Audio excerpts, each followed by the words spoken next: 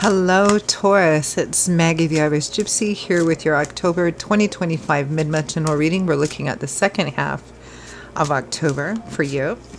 Thank you so much for being here, my beautiful bulls. Please do subscribe and like. And if you know your Sun, Moon, Rising, Venus sign, it might be helpful to watch those videos as well for additional insight. If something hits home with you, or you'd just like to take a deep dive into something in your own life, take a look at something in your own life and perhaps how to navigate it, or you just like the reading style. If you're interested in a personal reading with me for yourself or perhaps as a gift for someone else, personal readings make easy and lovely gifts to give, particularly as we're headed into the holiday season. But if you're interested, email me, Maggie1McGuire@gmail.com. You can click on the description of this video below to see those contact details as well. I can usually get back to you same day, and I cover everything: love and romance, relationship compatibility, career, work, money. I do 6 and 12-month overviews, different costs, lengths, spreads, and I'm quite diligent about timely scheduling as I do this full time. So if you're interested, email me. Okay, Taurus. What does the second half of October 2025 have in store for you? The Nine of Coins, independence, self-sufficiency, self-empowerment. You may be sitting in a very nice position right now, having worked hard to get there, and you're now enjoying it. Very independent card. The Four of Coins. But you may be, some of you may be, the Four of Coins can represent stability, but it can also represent stagnation, and somebody who might be, they might be afraid to let go because they might be, sorry, I was listening to, there was some background meditation music on my YouTube, and a commercial kind of popped up, so the Four of Coins can represent stability, but it can also represent stagnation, because it's somebody who has such tight control over things. They're afraid to kind of open up or consider something different, and because they think that's what makes them safe, but it actually can keep them stuck and kind of restricted and stagnant without allowing anything new in.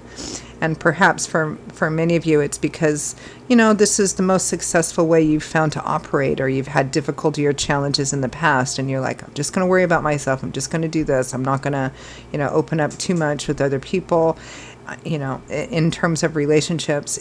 In terms of money, it can represent that, again, you're holding on to something is actually maybe restricting you. Let's keep going here. The Emperor, in charge, the boss person.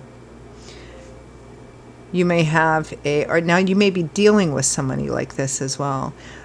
This is somebody who's at the top of the mountain. This is somebody who's used to being in charge, is comfortable with being in charge, but they have a certain way of doing things. They don't tend to be all that flexible. Again, it feels very much here like either you, Taurus, or someone close to you may be dealing with somebody who has this.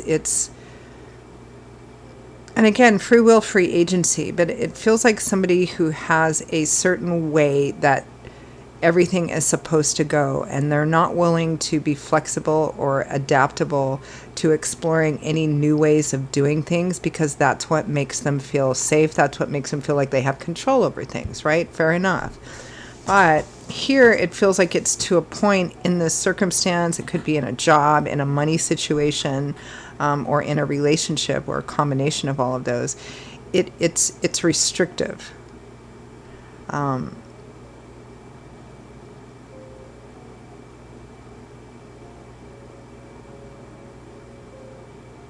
For financial and material stuff, it may be that, well, let's see what your crowning energy is. The Page of Swords. So the Page of Swords is very curious, creative, open to new information, open to learning, gaining new knowledge, learning different ways of doing things, thinking outside the box. That childlike sort of adaptability that they don't worry, they may have a certain destination or goal in mind, but they're not really all that concerned about the path that lies ahead. This is about, being open to dealing with things as they come up. Thinking outside the box is a very different energy than this Nine of Coins, Four of Coins, and Emperor. It may be that you recognize that something is no longer working for you, or the way that you've had about, the way that you've been going about doing something.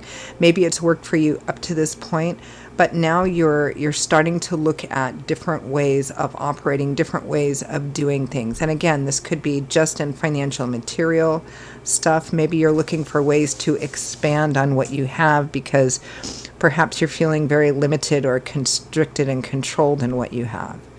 And you want to find a way to expand and to break out.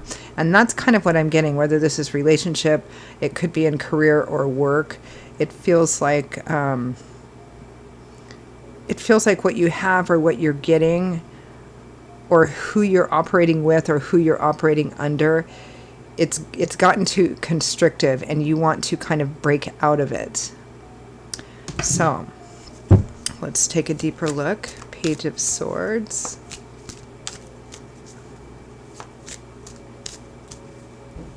I get this sense for a lot of you, it's almost like chafing, like it's not enough. Maybe it's worked for a while, but I need more room. I need more expansion here. It might be in work, career. It might be in your own personal financial stuff. It may be that financially what you have been doing before, it might be keeping you going, but it's not. But perhaps where you want to be is the Nine of Coins. You want to get to a place where you've worked hard. The Four of Coins, for some of you, you may need to focus more on budgeting, on saving, on perhaps, giving up some of the things that you normally would buy or have in order to put yourself on a path of better financial stability and security. It may be that some of you are taking a look at what money you do have and asking yourself, perhaps I need to start exploring investment opportunities, finding a way to make this money more. On a relationship level, Page of Swords. This is about being too controlling, basically, or being too rigid in how you think things should be, right? Because here we're exploring, because that's actually going to be too restrictive. Clarifying the Page of Swords, we have the Knight of Swords and the Nine of Wands. Some of you may have a decision that you need to make rather quickly. You may feel like it's just yet one more thing in front of you. For some of you, this may be something you've dealt with in the recent past. Again, the key is to be flexible here, because sometimes this combination of the Nine of Wands and the Knight of Swords can represent just charging forward. Okay, I have an idea. I know exactly what needs to happen here. I know exactly what to do. I know. And just charging forward, irregardless of the effects that it might have on maybe other people. Again, this is about, and even if it's not about other relationships, it might be in your own relationship to yourself or your relationship to financial and material things. Because again, charging forward with this clear sort of idea of, okay, this is the way it needs to be.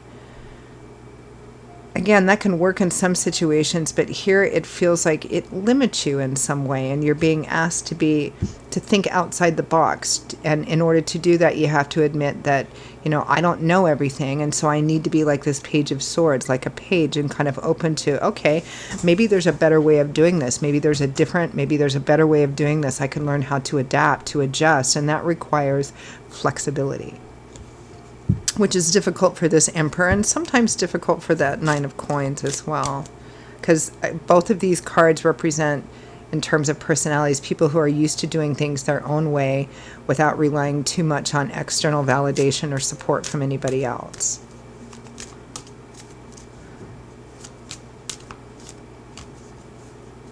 And it's hard to adapt that or let go of part of that. Yeah, Five of Swords, Ten of Wands, Five of Pentacles. It has cost you though. It feels like it's cost you in the past, and you have a recognition of this now. I think that, just going after what you want, regardless of what the consequences are, whether it's in a relationship or whether it's in your money, like, oh, I want this thing, I'm going to go buy this thing, and then afterwards really regretting it because now you don't have that money anymore. I think it's costing you. It's either costing you financially, materially, or in relationships, leaving you kind of shut out, shunned, on the outside kind of energy. But it feels like there's been a waking up to this kind of, you know what, I need to learn a different way of doing this, a way that's more flexible and adaptable, and a way that's going to bring me more stability and security in my life. Temperance and the Devil. This is all about learning how to manage our impulses and desires and passion with what's realistic and practical. Learning how to be flexible, to adapt and adjust without completely losing your center, which is what Temperance is about. It's planting your feet in the middle of solid, of that teeter-totter, right? And learning how to adapt and adjust as sometimes unexpected things come up. Life is always full of changes, and you have to be somewhat flexible and learn how to adapt and adjust. In money, it's like, okay, this is my budget, this is what I'm saving, this is what I'm spending. But not letting your passions run away with you, right? It's about finding a healthy balance and being careful, particularly financially and materially. Again, whatever unhealthy habits or patterns you have, especially with spending, you need to find balance here, and you need to find a way to economize and just kind of save, because it's costing you, right?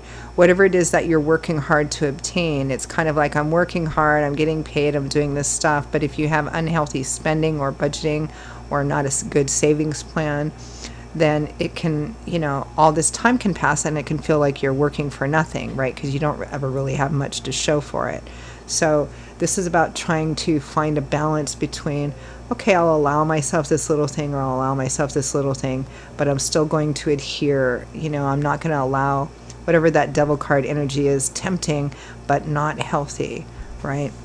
And in relationships too, in personal relationships, this is about, being flexible with, not being kind of the dictator.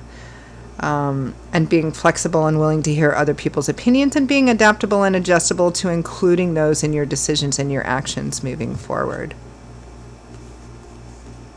Page of Pentacles and the Fool, another page. Yeah, being willing to be open to learning new things, to walk down a new path, to start a brand new journey in how you look at something and how you deal with it. And in order to do that, you have to consider that the way you have been doing it is no longer the best way of doing it, and you have to be open to learning new ways, new things, being curious about that, and perhaps thinking outside the box. So, all right, advice, guidance, feedback from Spirit.